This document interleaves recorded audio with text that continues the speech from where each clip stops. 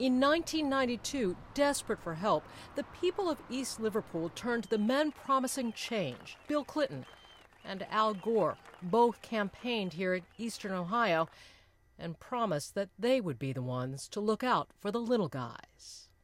I went to Wheeling and actually shook hands with Al Gore, and he signed autographed a No WTI poster of mine and assured us all over and over and over again, if we're elected, we will put a stop to this.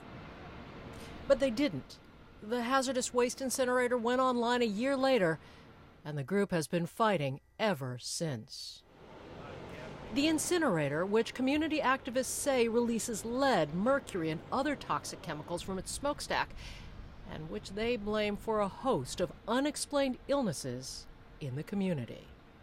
This isn't normal that we have all these rare cancers here. We are at risk every day that we live here.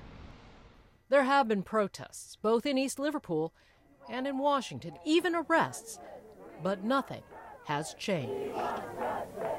The waste industry pours so much money into donating to politicians and their elections that we can't compete with that, and their dollars are always going to win. So in the end, the people are the losers here.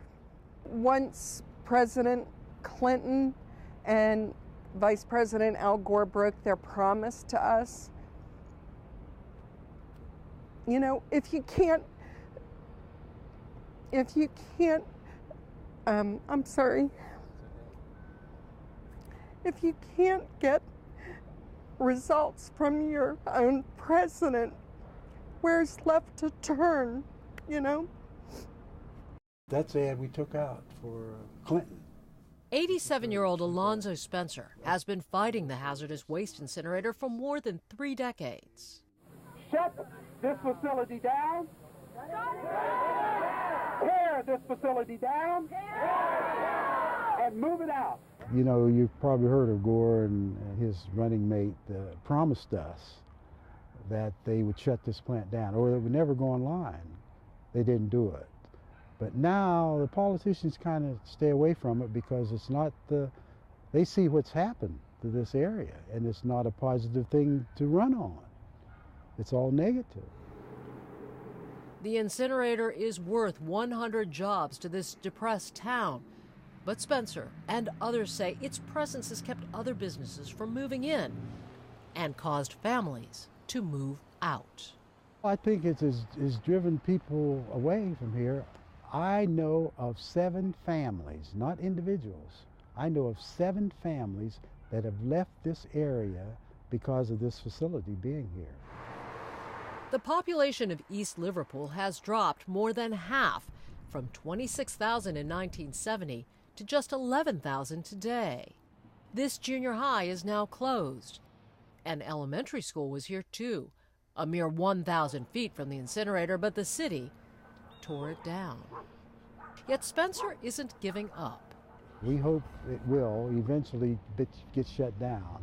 And if it isn't, we're going to keep fighting it and try to make sure that they obey the regulations, which they are not doing now.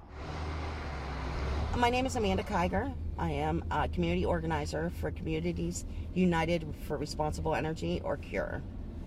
First and foremost, I'm a resident of East Liverpool. I guess I'm just either fortunate or unfortunate enough to be able to work in my own neighborhood. All these shops were just filled with other, mom and pop businesses. There was video going around from the 1980s. It was on a Saturday afternoon, and people were everywhere. We had movie theaters. There was a roller skating rink. There, it was just booming. There were things to do. East Liverpool was the place to go. Now, when you look, 2 out of 3 storefronts are shut down. We have 2 used furniture stores. We have a used game shop. Lots of churches. Even the churches aren't doing well. We're as a sacrifice zone here. We have high cancer rates. We have low rates of education, of graduation, out of our high school.